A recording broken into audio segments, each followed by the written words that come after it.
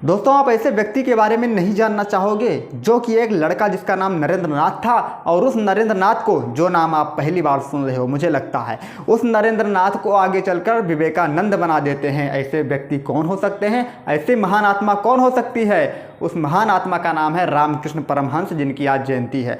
उनकी जयंती के लिए आप सभी को ढेर सारी शुभकामनाएं।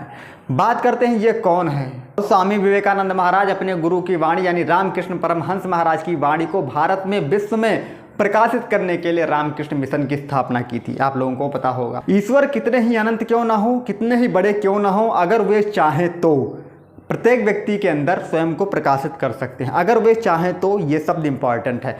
तो ऐसी ही कुछ बातें ही केवल नहीं हैं, सच्चाई वाली बात है जो आज हम आपको बताएंगे इस वीडियो में। वीडियो के लास्ट तक बने रहिए, आपको बहुत कुछ मिलने वाला है। ठीक है, तो शुरुआत करते हैं आज की वीडियो को। नमस्कार दोस्तों, मेरा नाम प्रेमनारायण सिंह, स्वागत है आप सभी का।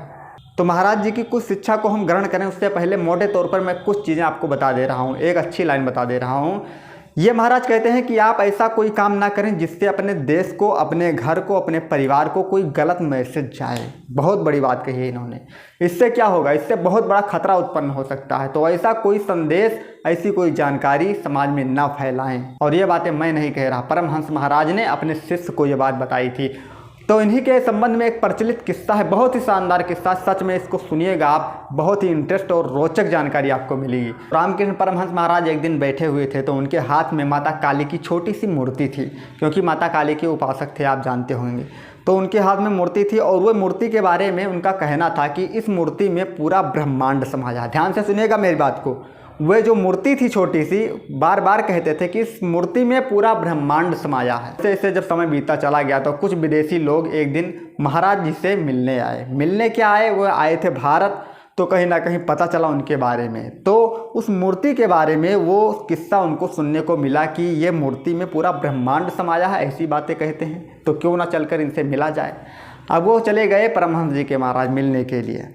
तो वे विदेशी महाराज से कहने लगे कि आप कहते हैं कि इस मूर्ति में पूरा ब्रह्मांड समाया है, जो कि ब्रह्मांड, दुनिया इतनी बड़ी है, ब्रह्मांड इतना बड़ा है, और ये छोटी सी मूर्ति आपके हाथ में है, इतनी छोटी सी मूर्ति, तो ये कैसे पॉसिबल है? आप ये बातें क्यों कह रहे हैं? रामकृष्ण परमहंस महाराज ने कहा, ठीक है, आप ये बताइए कि पृथ्वी बड़ी है कि सूर्य बड़ा है? बताइए आप, पृथ्वी बड़ी है कि सूर्य बड़ा है? उन अंग्रेज़ों ने जवाब दिया कि बड़ा तो सूर्य है, पृथ्वी कहाँ बड़ी है, पृथ्वी से कई गुना ज़्यादा बड़ा सूर्य है, कई गुना ज़्यादा बड़ा। तभी परमहंस महाराज कहने लगे कि जब सूर्य इतना विशाल है तो हमको छोटा क्यों दिखाई दे रहा है? अंग्रेज़ों ने कहा कि इसलिए क्योंकि वो हमसे बहुत दूर है। पृथ्वी और सूर्य के बीच लगभग 15 करोड़ किलोमीटर की दूरी है, तो इतना दूर है इसीलिए हमको छोटा दिखाई दे रहा है। रामकृष्ण परमहंस महाराज कहते हैं, बिल्कुल सही कह रहे हो तुम लोग, कोई गलत नहीं कह रहे हो, बिल्कुल सत्य है। सूर्य इसलिए छोटा दिखाई दे रहा है क्योंकि वो बहुत ज़्यादा दूर है, और ये बात सच है। रामकृष्ण परमहंस महाराज कहते हैं, बिल्कुल यही है। ये मूर्ति जो मेरे हाथ में है तुमको छोटी दिखाई दे रही है, माता काली छोटी दिखाई दे रही है क्योंकि तुम माता काली से बहुत दूर हो, क्योंकि तुम माँ काली से बहुत दूर हो, और मैं माता काली की गोद में रहता हूँ, मैं उनके बहुत निकट हूँ, इसीलिए इस मूर्ति में मुझे सब कुछ दिखाई देता है। क्या बात बोल दी है, क्या करोड़ों लाखों की बात बोल दी है जो समझ ही नहीं पाओगे। ये सब बात है, क्या बात बोल दी है यार, लाखों करोड़ों की बात बोल, दिल जीत लिया बातें बोलकर। आपको इस मूर्ति में भले पत्थर दिखाई दे रहा हो, पर मुझे तो इस मूर्ति में पूरा ब्रह्मांड दिखाई दे रहा है, सब कुछ नज़र आ रहा है। देखने की बात है दोस्तों। क्या हम देखते हैं, कैसे देखते हैं? क्योंकि देखने पर ही सब कुछ है। जैसा देखोगे वैसा नजर आ जाएगा। वेदों में बहुत पहले से कहा चला रहा है कि जैसी दृष्टि वैसी सृष्टि, जैसी रही भावना जैसी प्रभु मूरत देखी तिन तैसी।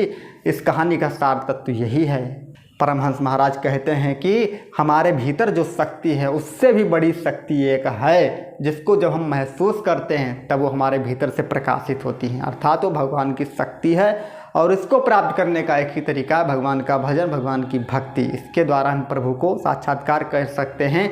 और भक्ति को भावनात्मक रूप से महसूस करिए, वैज्ञानिक नज़र से नहीं। दिमाग लगाओगे तो भगवान नहीं मिलेगा, भगवान को पाने के लिए दिल लगाना पड़ता तब मिलता है। यही बात रामकृष्ण परमहंस महाराज ने कही थी। तो ये कोई साधारण और सहज व्यक्ति नहीं थे। हजारों सालों में ऐसे महान आत्माओं का जन्म होता है जिनको लोग जब वो रहते हैं तो उनको जान नहीं पाते हैं। जब चले जाते हैं, समय निकल जाता है, तब हम उनको याद करते हैं। और इन्हीं महाराज के जीवन की नेक्स्ट इंपॉर्टेंट लर्निंग है, बेहद इंपॉर्टेंट, कि अहंकार का त्याग।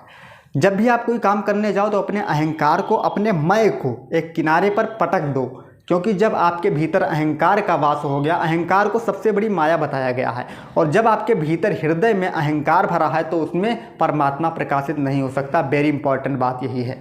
और दूसरा सबसे बड़ी बात कही थी कि सत्य के बिना भगवान नहीं मिल सकता। जीवन जीना तो सत्य का जीना, अगर परमात्मा को प्राप्त करना है तो क्यों? क्योंकि सत्य ही परमात्मा है। सत्यम शिवम सुंदरम।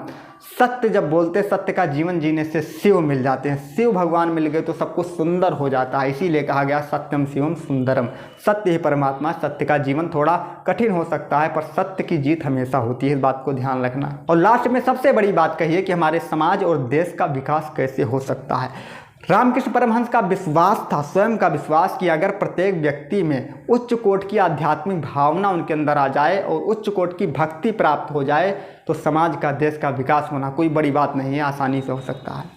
तो इस लाइन के साथ इस वीडियो को यहीं पर समाप्त करते हैं। अगर कुछ सीखने को मिला हो तो ज़रूर बताइएगा कमेंट करके। नेक्स्ट वीडियो में फिर मिलेंगे आपसे, तब तक के लिए जय हिंद, जय भारत।